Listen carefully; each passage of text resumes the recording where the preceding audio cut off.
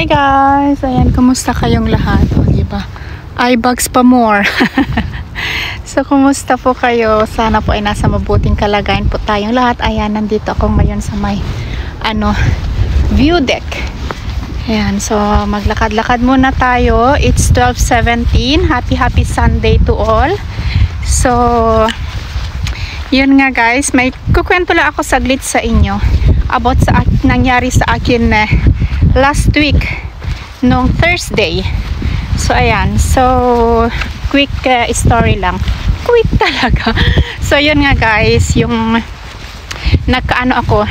kinuha ako ng ambulansya sa bahay nung Thursday around 10 or 10:30, hindi ko na maalala, kasi nakaramdam ako ng sobrang pagkahilo. Naalala ko ay tinawag ko pa yung asawa ko na Venan Canduyel Pameg, yung like Canduyel Pameg. Venan is parang love, tapos can you please help me, yun ang naisigaw ko daw. Tapos di ba nasabi ko pa yung Venan. Ewan ko, yun hindi na ako na nakasanayan ko na. So anyway, so yun nga guys, nasa taas ako, nasa baba naman siya kasi nagtratrabaho siya that time. Ewan ko kung may ka-meeting siya, hindi ko maalala. Basta sumigaw ako at yun nga, nadatnan daw niya ako sa may floor na hindi na niya ako makausap ng matino. Yung as in parang ano bang tawag dito? Nag-collapse. Parang nawalan ako ng, hindi parang, nawalan ako ng malay. Nadatnan niya ako sa sahig na nakadapa. So yun, so tumawag siya ng emergency. Dali lang guys, mababa ako. So yun nga, at nagpadala sila ng ambulansya. Tapos yung ambulansya dinala ko sa hospital. O diba, Diyos ko Lord, wala sa oras na hospital ako that time, which is dapat papasok ako ng trabaho ng mga 1:15. Pero yun nga, maghapon tayo sa hospital. So thank God at nakauwi din naman ako ng hapon. So ang diagnosis nila ay yung umatake yung migraine ko, severe migraine attack, which is, di ba English, ang tagal na, as in pinagbubuntis ko pa yung panganay ko, si Isaac, nung last na ganun yung atake ko. Same sabi ni Mr. Tumawag din siya ng emergency noon. So yun, so di ko alam guys kung anong nangyari. Siguro umulan na siguro sobrang pagod, fatigue. So yun, so sinabihan nga nila ako na magpahinga muna at I will take some bed rest. So pumunta ako sa my Fastlagan, yung doktor ko, noong Friday morning para kumuha ng sick leave form. Basta hindi nga ako nakapasok ng 2 days. Tinawagan ako ng boss ko, super bait niya, as in wag ko, kasi nagigilty ako guys na hindi ako pumasok.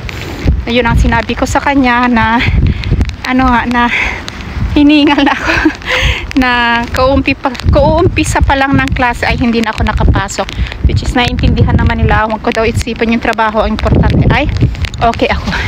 So may baon pala akong kape, yellow na yellow. So yun, so binigyan ako ng sick leave, o gusto niya akong bigyan ng sick leave ng doktor ko ng medyo matagal-tagal, 2 weeks, pero sabi ko no, itratry kong pumunta ng trabaho sa Monday, this Monday, bukas nga. So itatry natin siya. So sana ay pasensya na kayo. Sana ay okay. Medyo okay naman na ako, pero hindi pa talaga ako yung totally na para rin akong lutang. Like kahapon, pinilit ko lang kasi wala si Mr. kahapon, wala din si Sofia. Aray ko, nasa Christiansan yung anak kong babae, may tournament siya ng handball. So yun, so ako ang sa dalawang boys ko. Dito na tayo guys. So maglakad-lakad lang ako at maliligo para makapagpahinga. So yun guys, so yun yung ang nangyari sa akin. So maraming salamat sa mga nagpadala ng kanilang mga well wishes. Thank you Lord, at nalagpasan natin yan. So So yon, so mga mamshis, huwag nating pagurin sobra-sobra yung mga sarili natin. Don't push to the limit. Don't push to the, ano na to, sandali. Ang ganda-ganda dito guys kahit umuulan. Ayan, so kape tayo. Diba, may baon ako. Yan yung baba, doon yung football field kung saan naglalaro yung mga bata. So yun guys, so mabalik ako, pasensya na at medyo maano itong ano, yun, sa mga kagaya kong nanay na pinipilit gawin lahat-lahat, alam mo yun, yung mga gawaing bahay na kailan tapusin natin ito, na feeling natin tayo ang gagawa lahat-lahat. Ang ano ko lang mga mamshis ay no, huwag nating gawin yon. Lesson learned na ano na talaga ako, na hindi ko na talaga siya, although sinasabi ko minsan na magpahinga, pero hindi ko pa din maiwasan talaga yung kasi alam mo yon, yung kami lang mag-asawa lang naman kasi dito. So syempre nagtatrabaho yung asawa ko, sobrang ano niya, busy din niya. So ako halos lahat yung mga gawaing bahay. Buti pa sa Pilipinas ikaw nga na may alam mo yun, yung may kasama ka sa bahay na iba yung tagahugas, iba yung tagalaba, pero yun, pero hindi naman ako nagre-reklamo guys. Naaano lang ako minsan, napapasana all lang ako minsan. Sana may kasama, pero yun nga. So yun, so wag nating pilitin. We have to stop it agad-agad kung nakaramdam na tayo ng pagod mga mamshis, kasi tayo din yung mahihirapan. So pagka discharge ko sa hospital, as in ang laking palaisipan, as ang laki ng ano ko na, yung takot ko ba para sa mga anak ko, sa pamilya ko, na what if, ang dami kong what if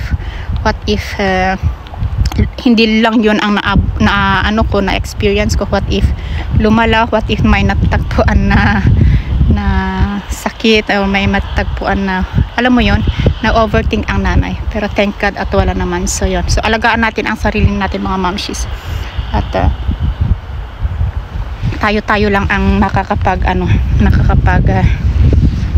alaga sa ating sarili. So yun, so naano ko naman yung mga nanay, kagaya ko yung mga nandito sa ibang bansa na walang kasama, yung pamilya mo lang, as in yung asawa mo, yung mga anak mo, na lahat ikaw, nakaka-relate ako dun mga mamshis. Pero yun nga, huwag nating pilitin, huwag tayong magpaka super duper mom. So yan, thank you guys for watching. So na-share ko lang ang aking experience, at medyo hindi ko vlinag agad-agad kasi nga nagpahinga din ako, kaya mga short videos na nga lang yung nilalagay ko sa Facebook page ko. Yung iba throwback. Pero anyway, thank you guys for watching, at sana hindi kayo magsasawa sa pag-support na sa akin. So have a wonderful day, and I'll see you in our next vlog.